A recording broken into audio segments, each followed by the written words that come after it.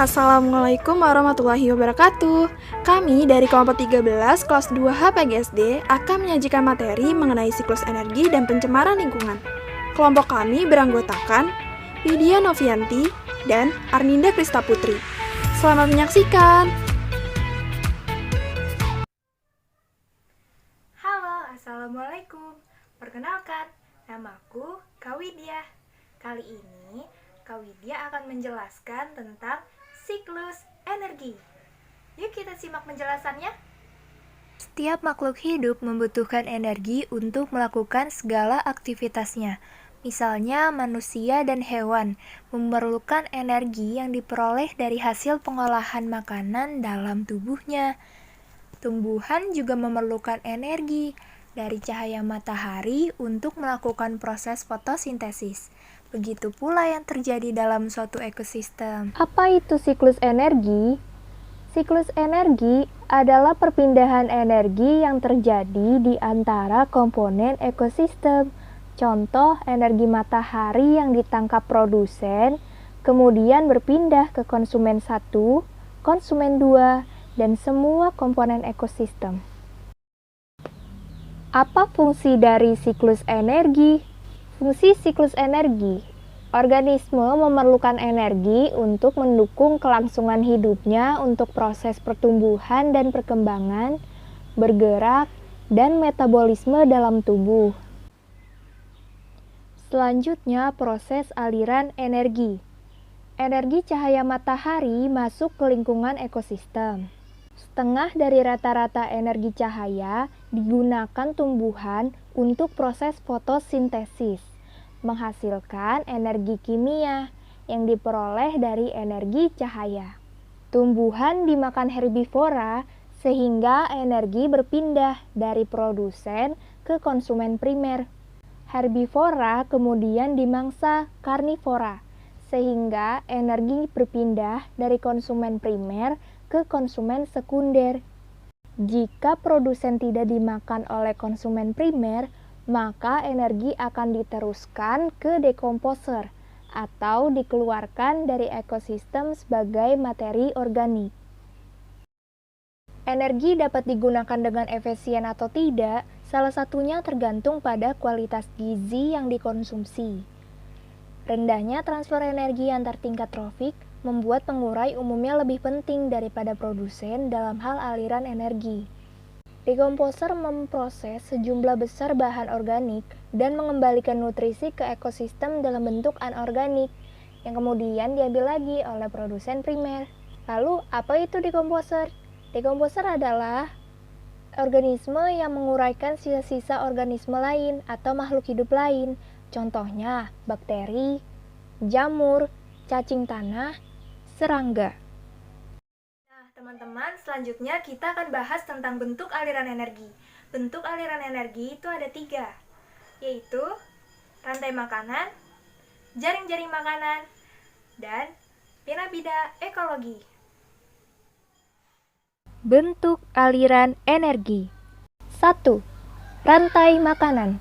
Rantai makanan adalah proses makan dan dimakan secara berurutan dalam ekosistem. Jenis rantai makanan. 1. Rantai makanan rerumputan. Misalnya padi dimakan belalang, belalang dimakan katak, katak dimakan ular, dan ular dimakan burung elang. 2. Rantai detritus adalah rantai makanan organisme yang berada di dalamnya memperoleh makanan dari sisa-sisa makhluk hidup yang telah mati. Misalnya daun yang berjatuhan di tanah, diolah, atau diuraikan oleh cacing. Kemudian cacing dimakan ayam. Peran organisme dalam rantai makanan.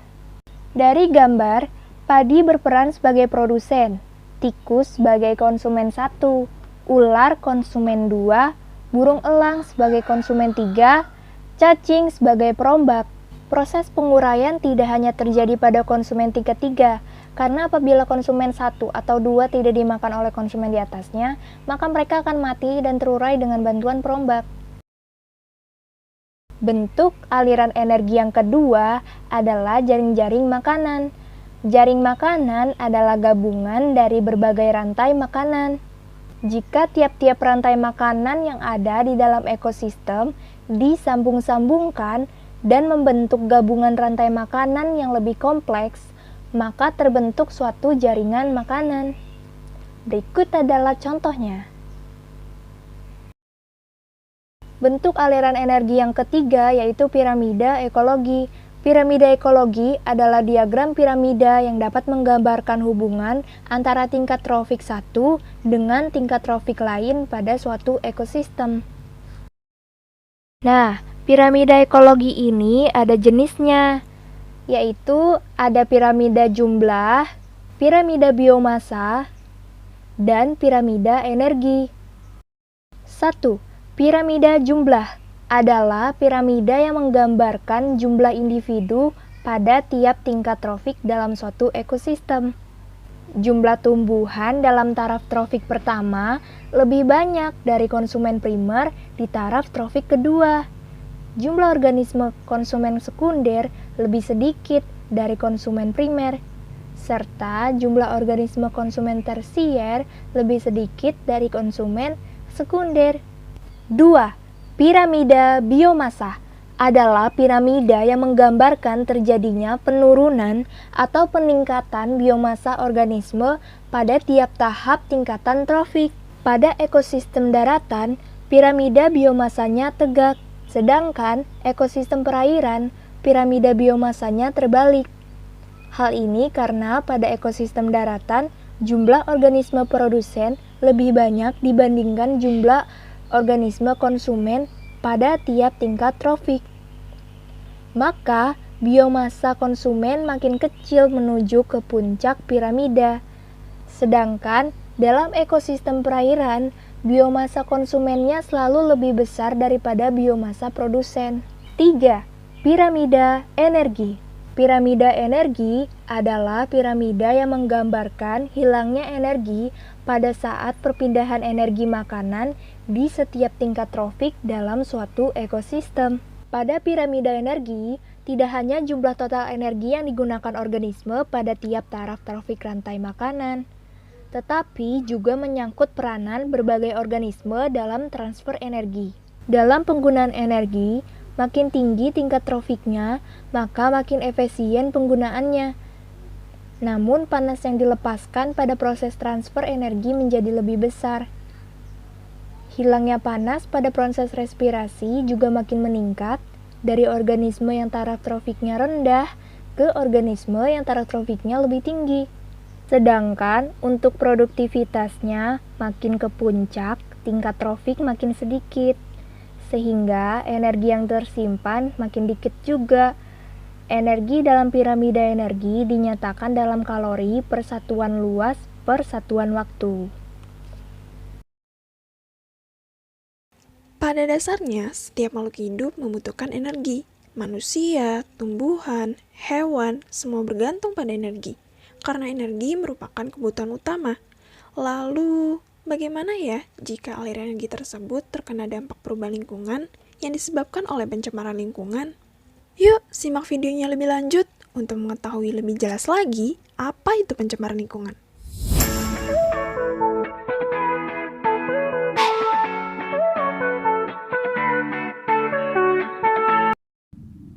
Halo, kalian sudah menyimak penjelasan Kak Widya tentang siklus energi sebelumnya, bukan? Kali ini bersama Kaninda kita akan membahas tentang pencemaran lingkungan. Oh ya teman-teman, sebelumnya sudah ada yang tahu belum apa pengertian lingkungan dan pencemaran?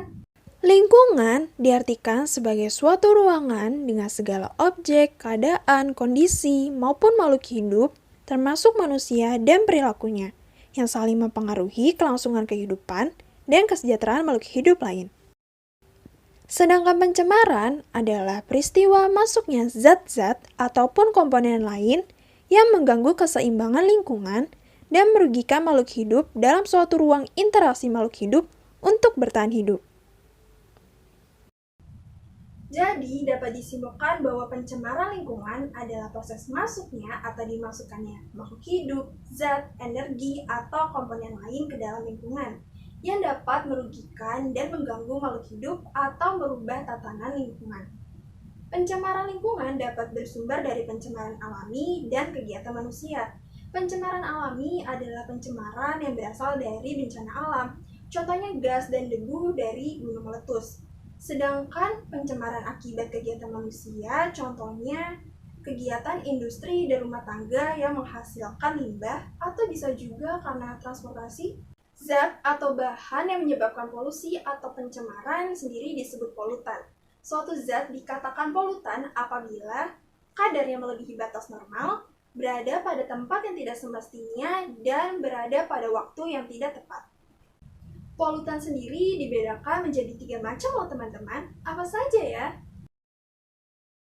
Yang pertama ada polutan biologi.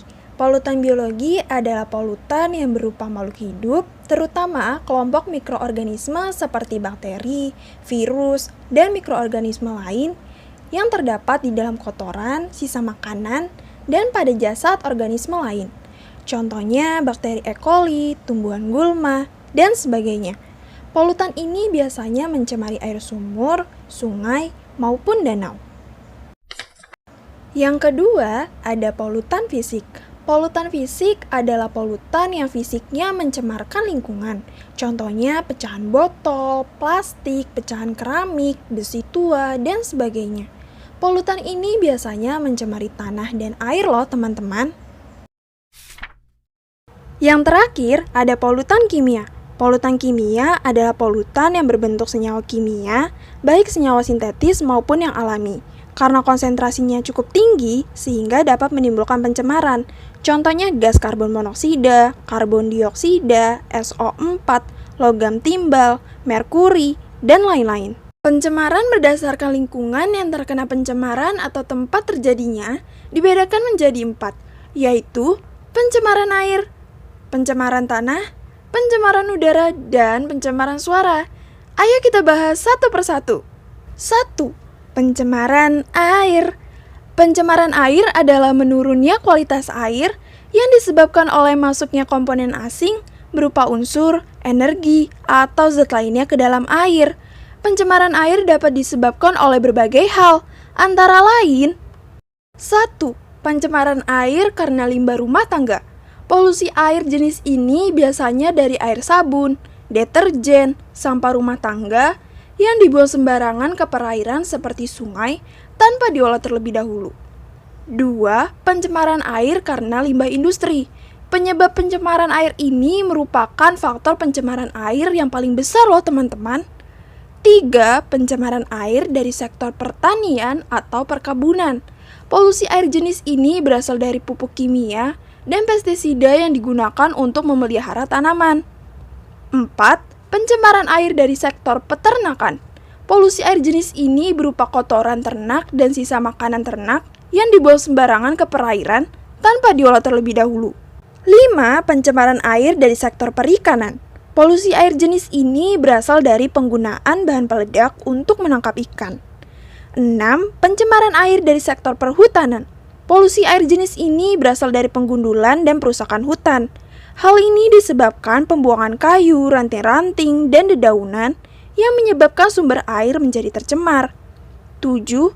Pencemaran air dari sektor pertambangan. Polusi air jenis ini berasal dari hasil pertambangan. Contohnya batu bara yang mengandung merkuri dan zat berbahaya bagi tubuh manusia yang dibuang sembarangan ke sumber air. 8. Pencemaran air dari tumpahan minyak. Polusi air jenis ini berasal dari tumpahan minyak atau kebocoran minyak di laut. 2. Pencemaran tanah.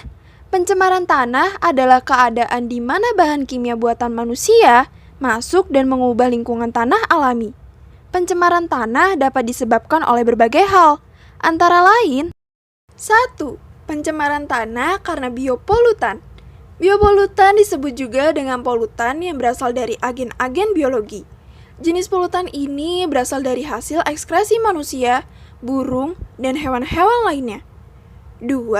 Pencemaran tanah karena aktivitas pertanian dan perkebunan. Jenis polutan ini berasal dari penggunaan bahan kimia yang berlebihan seperti pestisida, pupuk kimia, herbisida, zat kapur, kompos, dan lain sebagainya. 3. Pencemaran tanah karena limbah urban. Jenis polutan ini dihasilkan dari rumah tangga dan hasil aktivitas manusia di perkotaan, seperti sampah plastik, limbah domestik maupun komersial yang dibuang tanpa diolah terlebih dahulu, seperti tanpa mempraktikkan konsep 3R, yakni reduce, reuse, dan recycle. 4. Pencemaran tanah karena limbah buangan industri. Jenis polutan ini berasal dari industri skala besar seperti pertambangan dan pabrik produksi, yang diantaranya berupa logam. 5. Pencemaran tanah karena polutan radioaktif. Jenis polutan ini berasal dari substansi radioaktif yang dihasilkan dari aktivitas manusia seperti nitrogen, uranium, dan lain-lain. 3. Pencemaran udara. Pencemaran udara adalah kehadiran satu atau lebih substansi fisik, kimia, atau biologi di atmosfer dalam jumlah yang dapat membahayakan kesehatan manusia, hewan, dan tumbuhan, mengganggu estetika dan kenyamanan, atau merusak properti. Pencemaran udara dapat dibedakan menjadi dua, yaitu pencemaran primer dan pencemaran sekunder. Pencemaran udara dapat disebabkan oleh berbagai hal, antara lain 1. Pencemaran udara karena sumber alami, antara lain gunung berapi, rawa-rawa, kebakaran hutan, nitrifikasi, dan denitrifikasi biologi. 2. Pencemaran udara karena kegiatan manusia, antara lain transportasi, industri, pembangkit listrik, pembakaran, gas buang pabrik, yang dapat menghasilkan karbon monoksida, oksida nitrogen, dan oksida sulfur. 3. Pencemaran udara karena sumber-sumber lainnya, antara lain transportasi amonia, kebocoran tangki klor, timbul gas metana dari lahan uruk, atau tempat pembuangan sampah akhir dan uap larut organik. 4. Pencemaran suara. Pencemaran suara adalah keadaan di mana masuknya suara yang masuk terlalu banyak, sehingga mengganggu kenyamanan lingkungan manusia. Sumber pencemaran suara adalah kebisingan, yaitu bunyi atau suara yang dapat mengganggu dan merusak pendengaran manusia. Bunyi disebut bising apabila intensitasnya telah melampaui 50 desibel. Contoh suara dengan intensitas tinggi seperti yang dikeluarkan oleh banyak mesin industri, kendaraan bermotor, dan pesawat terbang, bila berlangsung secara terus-menerus dalam jangka waktu yang lama dapat mengganggu manusia, bahkan menyebabkan cacat pendengaran yang permanen. Dampak pencemaran lingkungan. Pencemaran lingkungan dapat berdampak pada terganggunya keseimbangan lingkungan, timbulnya gangguan kesehatan, punahnya spesies, serta ledakan populasi hama. Selain itu, pencemaran lingkungan dapat berdampak global, yaitu 1. Terjadinya hujan asam. Hujan asam adalah hujan yang mempunyai kadar keasaman yang rendah pada setiap tetes airnya. Proses terjadinya hujan asam berawal dari gas, asap kendaraan bermotor, dan asap pabrik mengandung gas SO2 dan NO2 yang akan membentuk gas SO3. Lalu, gas SO3 akan bereaksi dengan air membentuk asam sulfat. Asam sulfat akan larut dalam air hujan dan membentuk hujan asam. Dampak global yang kedua adalah penipisan lapisan ozon. Penipisan lapisan ozon merupakan kondisi yang terjadi ketika atom bromin dan klorin bersentuhan langsung dengan lapisan stratosfer bumi yang menyebabkan rusaknya ozon. Proses terjadinya penipisan lapisan ozon yaitu berawal dari adanya emisi molekul gas yang mengandung klorin dan bromin yang dihasilkan dari berbagai aktivitas manusia dan proses alamiah. Karena gas tidak bereaksi dan tidak larut dalam air, molekul gas tersebut terakumulasi di bagian bawah atmosfer. Akibat pergerakan udara, molekul gas akan terbawa ke atmosfer yang lebih tinggi dan mencapai stratosfer. Di lapisan stratosfer, radiasi matahari memecah molekul gas yang mengandung klorin dan bromin. Klorin dan bromin kemudian bereaksi dan memecah ikatan gas lain di atmosfer, termasuk ozon. Reaksi yang terjadi mengakibatkan molekul ozon terpecah, sehingga mengurangi konsentrasi ozon di stratosfer. Dampak global yang terakhir adalah terjadinya efek rumah kaca. Efek rumah kaca adalah proses yang terjadi ketika gas-gas pada atmosfer bumi memerangkap panas dari matahari. Panas tersebut terperangkap karena adanya peningkatan gas-gas rumah kaca seperti CO2, CFC, metan, dan nitrogen oksida serta gas lainnya di atmosfer. Pelestarian lingkungan. Pada dasarnya, ada 3 cara yang dapat dilakukan dalam rangka pencegahan pencemaran lingkungan, yaitu 1. Secara administratif. Upaya pencegahan pencemaran lingkungan secara administratif adalah pencegahan pencemaran lingkungan yang dilakukan oleh pemerintah dengan cara mengeluarkan kebijakan atau peraturan yang berhubungan dengan lingkungan hidup. 2. Secara teknologis. Cara ini ditempuh dengan mewajibkan pabrik untuk memiliki unit pengelolaan limbah sendiri. Sebelum limbah pabrik dibuang ke lingkungan, pabrik wajib mengelola limbah tersebut terlebih dahulu, sehingga menjadi zat yang tidak berbahaya bagi lingkungan. 3. Secara edukatif. Cara ini ditempuh dengan melakukan penyuluhan terhadap masyarakat akan pentingnya lingkungan dan betapa bahayanya pencemaran lingkungan. Selain itu, dapat dilakukan melalui jalur pendidikan-pendidikan formal atau sekolah. Contohnya memberikan pemahaman konsep reduce, reuse, dan recycle pada pengelolaan limbah. Tak terasa ya, kita sudah berada di akhir materi. Terima kasih telah menyaksikan, dan sampai jumpa!